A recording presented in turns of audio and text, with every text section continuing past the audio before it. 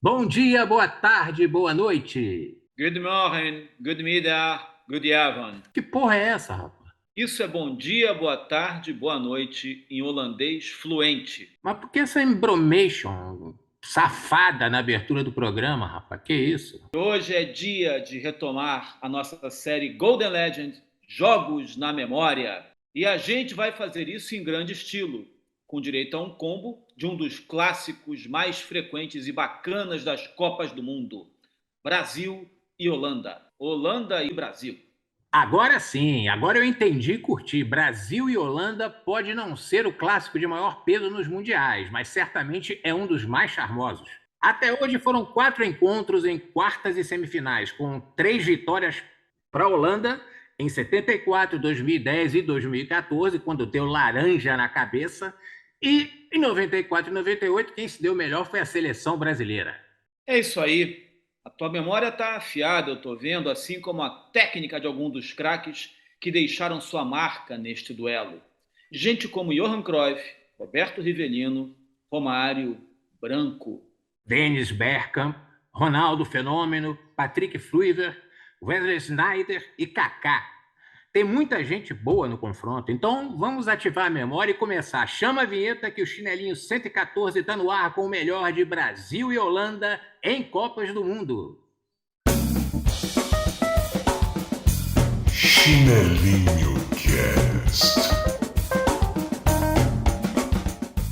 Vamos esquecer essa disputa de terceiro lugar aqui na Copa de 2014 no Brasil, porque isso é igual aquela caneca que você ganha na firma depois que trabalha lá há 30 anos. Né? Não vale nada. Não vale nada. Para mim não vale. Só valeu para aumentar o 7-1, né? 10 a 1. Por isso que eu digo que um tirateima entre Brasil e Holanda nessa Copa de 2022 do Catar, né, só vai acontecer mesmo numa hipotética semifinal ou final, pelo que eu vi lá de cruzamento de grupo. O que é improvável, né? Porque a Holanda não está assim tão bem avaliada pelos analistas, né? Sim, sim. O negócio é que os nossos países, né, dos Países Baixos, que vestem aquele vistoso uniforme laranja, estão em alta, mas não entre os mais cotados. Olha só, as casas de apostas bancam 18 por 1 em caso de vitória holandesa, enquanto uma conquista do Brasil paga 6 por 1. Você vai apostar? Evidentemente que não, eu tô duro. Então não tem dinheiro nem para arriscar, pô. Mas enfim, Nem eu o álbum você está fazendo, nem o álbum você está fazendo. rapaz, eu me toquei de que eu tenho o álbum completo de 2018. Talvez eu venda esse álbum, né? Parece que ele tá valendo uma grana, né? Tá com a folha central solta, deve cair um pouco o valor, mas tá completinho, tá tranquilo. Mas então, pô, deixando aí o papo furado de lado, eu vou te perguntar na lata, cara. Qual é a sua maior ou melhor memória de Brasil e Holanda em Copa do Mundo? Só um detalhe, levando em conta que tanto você como eu, evidentemente, não acompanhamos 74, né? Vamos falar dele, né, para completar o quadro, o combo, né, mas Sim. realmente não é uma memória que a gente tenha, não dava para ter, a gente era muito criança. A memória mais marcante, melhor, maior é Brasil e Holanda em 2000 e, desculpe, em 94, porque o jejum do Brasil, 24 anos sem ganhar um título, né? Um jogo pegado, a Holanda com um super time, assim, um timaço, e o Brasil, né, começa 2 a 0, né, faz gol, um jogo duro no primeiro tempo, no segundo tempo o Brasil faz 2 a 0, Bebeto e Romário, Romário e Bebeto, na verdade. E aí o Brasil cede o empate, né? Cede o empate diante da pressão da Holanda.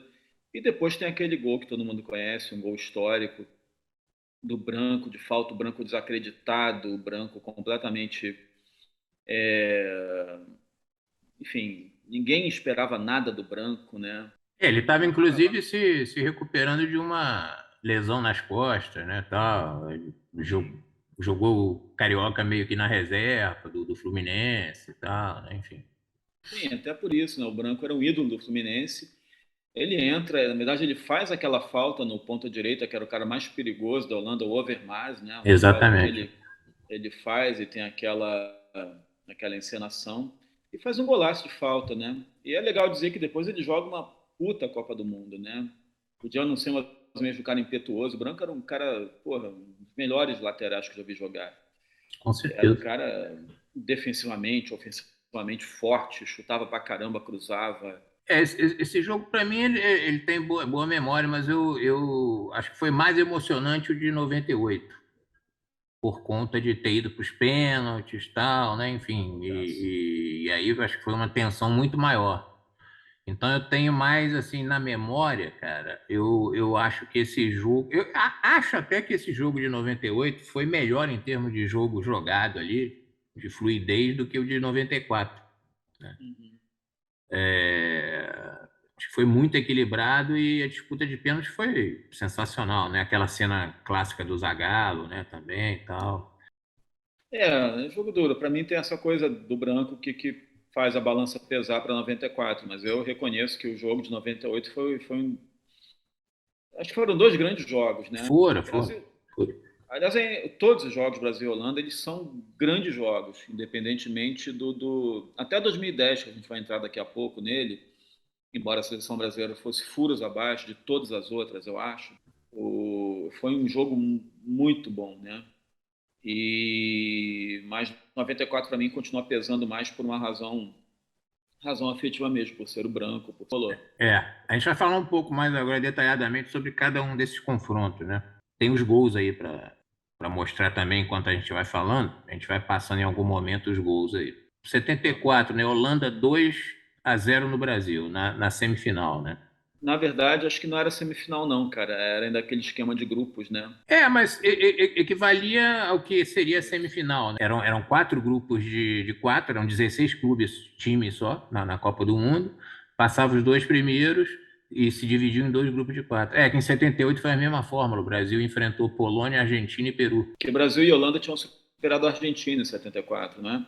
Isso. Eles chegaram com essa vantagem holandesa do empate, né? E a Holanda badaladíssima como um time revolucionário, a famosa laranja mecânica que tanto ardor causa no nosso amigo Fausto Fawcett, né?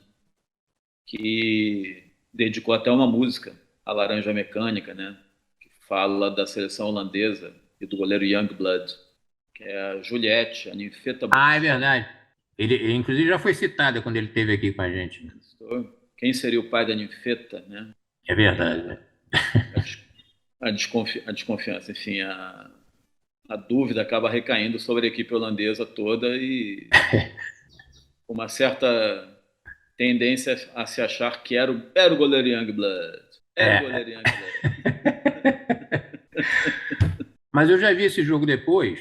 Então, pelo que eu vi, as pessoas comentando e tal, depois também, outros comentaristas, tal, né? Enfim, foi um jogo meio chato, né? Um jogo meio amarrado. A Holanda enfiou a porrada geral. Acho que das duas partes teve essa coisa meio dura, meio truculenta. Mas o Brasil parece que no primeiro tempo o Brasil teve chance realmente, né?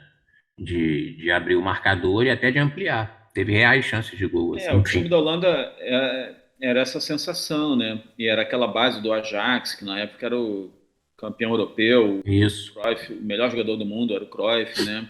isso. E como você Iskens. falou, foi uma carnificina, né? O Luiz Pereira foi expulso, mas o Brasil tinha um time excelente, né, cara? Tinha, Rivelino, tinha. Jairzinho, Paulo César Caju, Ademir da Guia na reserva, né? Luiz Pereira, grande zagueiro, Leão no gol. É. Era um time bom pra cacete. A Jairzinho, Holanda, Clodoaldo, então, a galera de 70 aí também. a Holanda aproveitou melhor as chances dela e ganhou com justiça ali, né? Era um timaço. É. Mas é legal dizer, se fala essa coisa do replay, que não viu.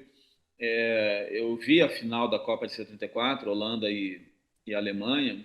A Holanda começa avassaladora, faz um gol com, sei lá, 5 minutos de pênalti do Cruyff, né? No Cruyff acho que é o Van Hanegem que cobra o pênalti, não lembro agora. E, cara, depois a Alemanha equilibra o jogo e é um jogo equilibradíssimo. Ou seja, a Holanda podia ser um time melhor, a sensação, mas eu acho que a Holanda tem esse estigma de um time que chega sempre com algum tipo de fulgor e furor, mas depois É. ela sucumbe, né? Essa é uma das Copas que, na minha opinião, se inscreve naquela categoria de Copas que fomos para ganhar. O Zagallo é um puta cara, né? Um cara, pô, ícone do futebol brasileiro, mas ele tem uma prepotência, né? E ele exerceu a sua prepotência naquela ocasião. Não, futebol, eles é que têm que conhecer o Brasil, futebol tico-tico no fubá, né? O negócio, ele desdenhou e o Brasil perdeu. Acho que um pouco também por causa desse desdém do técnico. E aí, então, levou mais 20 anos, né, para ter outro confronto, né? Só em 94, né? Que a gente já falou da tua lembrança ali, né, tal, né? Mas esse jogo realmente acho que foi o primeiro tempo foi sensacional, né? Quando eu vi os caras fazendo 2-0, eu falei, acabou, vai ser goleada, tal, né? E aí veio o segundo tempo e os caras, pô, aqueles gols de bola parada, né, cara, que é sempre o problema do Brasil contra a Holanda, geralmente, né? Aí quando empatou, cara, eu falei, cacete, porra, vai pra pênalti, vai ser um sufoco, e tal. Aí veio aquele gol Salvador do Branco, né? Ninguém esperava também. Agora tem um detalhe em relação a esse gol. Do Branco? As pessoas falam que ó, a bola entrou porque o Romário desviou. É mentira, entendeu? É mentira. Eu já vi esse gol de vários ângulos, cara. Não, desviou não, porque ele tirou, ele faz quase uma Não, né? porque ele desviou o próprio corpo para a bola poder É. passar. Mas acontece que quando ele desvia o corpo, a bola já tinha passado do corpo dele. O reflexo dele foi atrasado, entendeu? Ninguém fala isso. A bola passa dele e aí ele estica o corpo para frente, entendeu? A intenção foi boa, mas eu acho que não adiantou muita coisa. Talvez tenha adiantado no sentido de atrapalhar a visão do goleiro da bola chegando mais próxima, entendeu? Porque ele estava exatamente na frente do goleiro. Acho que ele ficou talvez com medo de levar uma porrada nas costas e tirou, né? Não, eu acho que as duas coisas, a porrada e impedir o gol, né, também, né? Acho que ele pensou nisso Atrapalhar. também, né? Então, não desviar a bola. Tal.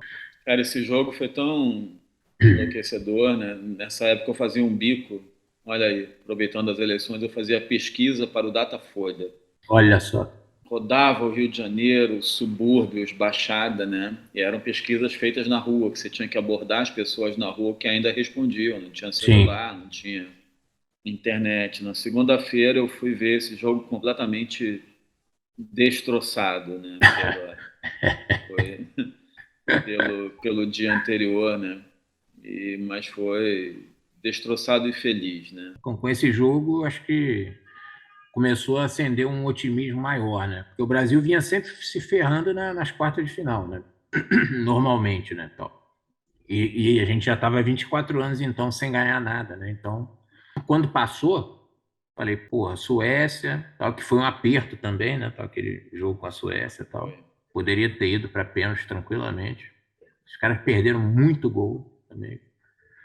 E final com a Itália, né? Aí, pô, já estava na final, pra gente já era lucro, né? Porque eu nunca tinha visto o Brasil na final. A gente, né? Nossa geração não tinha visto ainda, tal. Então, e ganhando, né, cara? Aí foi melhor ainda, né? Você tem razão, ali acho que deu uma liga e ali eu pensei, podemos ser campeões. Branco. Nós tivemos, assim, dois momentos importantíssimos na Copa. Um foi o jogo dos Estados Unidos e o outro jogo foi a Holanda, cara. A Holanda, assim, não porque eu fiz o gol, mas porque a Holanda sempre incomodou a gente em Copa. E a gente ganhou de 2-0, era para ter sido mais. Aí tomamos um gol de lateral numa bobeira nossa e outro de escanteio. Aquele foi o melhor jogo da Copa. Com duas seleções de características técnicas espetaculares, né? Brasil e Holanda sempre fizeram grandes jogos. E aquele dia foi reservado, que na última Copa minha, o jogo 2-2, disseram que o Overmars ia deitar em mim, e ele me marcou o jogo inteiro. Tanto é que no meu gol fiz falta nele na ponta esquerda, que era o lateral do lado direito dele, que ele estava como lateral. Aí eu fui na diagonal e cavei a falta, que não foi falta. Pô, aí eu botei a válvula, né, porque eu aprendi com o Éder Aleixo isso, em direção ao pé, e aí quando eu olhei a barreira, quando eu ouvi o barulho que ela fez curva, aí eu digo, vai, agora foi. A sorte que o Batinho passou no meio, né? E aí a bola entrou no pé da trave. Foi um gol assim, que foi um prêmio particularmente pela minha carreira, pelas 3 Copas, pelo esforço que eu fiz. E aí vem 98, né? 4 anos depois apenas, né? Novo confronto, de novo nas quartas de final, né? A gente era feliz e não sabia, né? Exatamente. 94, 98 e 2002, né? Fomos a a 3 finais seguidas. 3 finais seguidas. Também compensou os 24 anos, né? Como eu falei também na minha memória maior, eu acho que esse foi o jogo mais emocionante, né? Muito equilibrado, teve perda de gols de ambos os lados durante a disputa ali e tal. O Tafarel mandou bem durante o jogo. E pênalti, né, cara? Outra cena que virou clássica também do Zagallo indo em cada um, né? Tafarel também, todos que iam bater também. Vamos ganhar esse negócio. E ali, acho que foi uma grande decepção também, né? Porque depois daquele jogo, que todo mundo considerou como se fosse a final antecipada da Copa, né? Sim. Aí o Brasil chega contra a França, tem aquela loucura toda do Ronaldo, né? Aquele negócio todo e tal, enfim. Sabe até hoje direito o que aconteceu ali e tal, né? Sim. E aí, acho que foi uma grande decepção, né? Aquele 3-0 na final da Copa ali, pelo que tinha jogado antes e tal, né? E o Brasil tinha um time muito bom também, né? Só lembrar da escalação do Brasil nesse jogo, né? Tafarel, Zé Carlos, Júnior Baiano, Aldair e Roberto Carlos, Dunga, César Sampaio, Leonardo, depois Emerson e Rivaldo, Ronaldo, Fenômeno e Bebeto, depois Denilson, né? Denilson que era considerado a promessa, que seria o maior jogador do mundo, que nunca se concretizou, né? Ele jogava pra cacete. Tem uma cena icônica também de 2002, né? Em que ele, Perseguido pelos contra a turcos. Turquia, né? 4 ou 5 turcos atrás dele na lateral, né? Até uma coincidência, né? Acho que os dois jogos mais interessantes são exatamente os jogos de Copas que o Brasil ganhou, né? Ganhou ou chegou à final, né? Então, os outros Sim. todos o Brasil perdeu para a própria Holanda, né? E não foi adiante também, né? Então, com isso a gente vai para 2010, né? 2010 já é complicado para mim, né? Eu acho que, volto a dizer, a seleção do Brasil, ela não, de 2010, ela não se compara a nenhum time desses confrontos anteriores com a Holanda, 74, 94 e Sim. 98, né? É um time, a meu ver, muito fraco, comandado pelo Dunga, um dos técnicos mais fracos, a meu ver, que já tiveram a chance de comandar a seleção brasileira. Isso. E aí, eu, puxando um pouco a brasa para a sardinha tricolor, eu acho que o grande. Tricolor não, estou forçando realmente a barra. Foi um erro crasso, meio covarde, aquela coisa de grupo fechado, não ter chamado o Neymar e o Ganso para essa Copa. Talvez fosse. Cara, nem que fosse para ficar no banco, como o Kaká ficou em 2000 e em 90, 2002, né? Desculpa, 2002. E o Ronaldo Fenômeno, em 94, também ficou no banco o tempo inteiro, entrava o Viola. Leva os caras, mas o Dunga é aquela coisa turrona, sabe, belicosa, sempre agressivo, né? É. O grupo fechado. E aí o Brasil, para mim, o que eu lembro muito assim é quando o Elano se machuca contra um time africano, se não me engano, e ele vira um desfalque, o Elano. Cara, jura, o Elano, esse é o nossa referência hoje. Ainda assim, o Brasil jogou muito bem o primeiro tempo. Era Que muito fraco, mas fez o melhor jogo dele o naquela melhor Copa. jogo dele, ganhou de 1-0, gol do nosso Robinho. Robinho, que está com a deportação decretada aí pela Itália. Já houve o pedido formal de deportação, né? Enfim. E tem que pagar pelo crime. Exatamente. Mas, enfim, até então, naquele momento, ele fez um belo gol, né? Passo do Felipe Melo, né? Passe do Felipe Melo, Gênio, gênio. uma enfiada longa, assim, então. No seu melhor estilo, Dr. Jekyll and Hyde, médico e monstro, né? Exatamente. E depois o Brasil voltou meio, pô, não sei o que houve, cara. Os caras acho que desconcentrou, tá? O jogo continuou equilibrado, mas aí teve aquelas duas bolas, né? Babacas, né? Pois é. Enfim. Mas aí vamos colocar um pouco é ruim culpar, né? A gente gosta muito de culpar. A gente pode, vamos culpar o Barbosa, vamos culpar o É, Zico, sim, sim. vamos culpar o Júlio César, mas é inegável que o goleiro Júlio César falhou feio naquele Falhou, lance de falhou, falhou. bola alta na área, né? Também se tivesse uma marcação melhor, o cara talvez não cabeceasse, enfim. Por que deixaram o cara subir também e tal, né? Enfim. E culminou com a expulsão, aí sim, o médico virou monstro e Felipe Melo deu Felipe uma Melo, né? criminosa, acho que foi no Snyder, se não me engano. O Snyder fez os 2 gols da Holanda, né? E aí vem o último suco amargo aí do episódio, que é 2014, né? Essa Lá no é Japão. Não é nem a cerejinha em cima do bolo, talvez o pedaço de cocô em cima do bolo, né? Não, Que colocaram em cima. é a laranja podre em cima do bolo. 3-0, um jogo de merda, cara. Eu vi aqui em casa, cara. Eu vi porque não tinha nada para fazer mesmo. Eu tava em casa, não tinha nada para fazer, liguei aquela merda e. Acho que eu nem terminei de ver o jogo. Eu vi no saudoso Cervantes, que agora revive, né? É verdade, né? Eu tava mais ansioso pela final, para ver Alemanha e Argentina, né? Eu Evidentemente. comecei nessa indiferença também, mas aí acho que o clima do bar foi ficando. Todo mundo, Ah, vamos lá, ver de né? vamos ver de sacanagem, não sei o quê. Só que começou uma indignação coletiva e no final pasmaceira e no final todo mundo revoltado ali. Foi um jogo horroroso, eu não lembro detalhes desse jogo, cara. Me lembro vagamente, assim, mas foi muito ruim o jogo também. A Holanda também não estava muito afim de jogar. A Holanda parecia que estava meio sem graça de enfiar gol também. Tem um projeto de acabar com esse jogo de disputa de terceira, né? Esse jogo Assim, realmente tem prêmio em dinheiro para terceiro lugar e quarto lugar, muda o prêmio, porque seria só para é, definir isso, né? Mas aí você define pelo resultado da semifinal, né? Quem perdeu de menos fica em terceiro, pô. Mas é isso, né? Acho que são esses os confrontos, né? São 5 confrontos, né? E ainda assim não é o país que o Brasil enfrentou mais, cara. Acho que o país que o Brasil mais enfrentou, acho que foi a Escócia.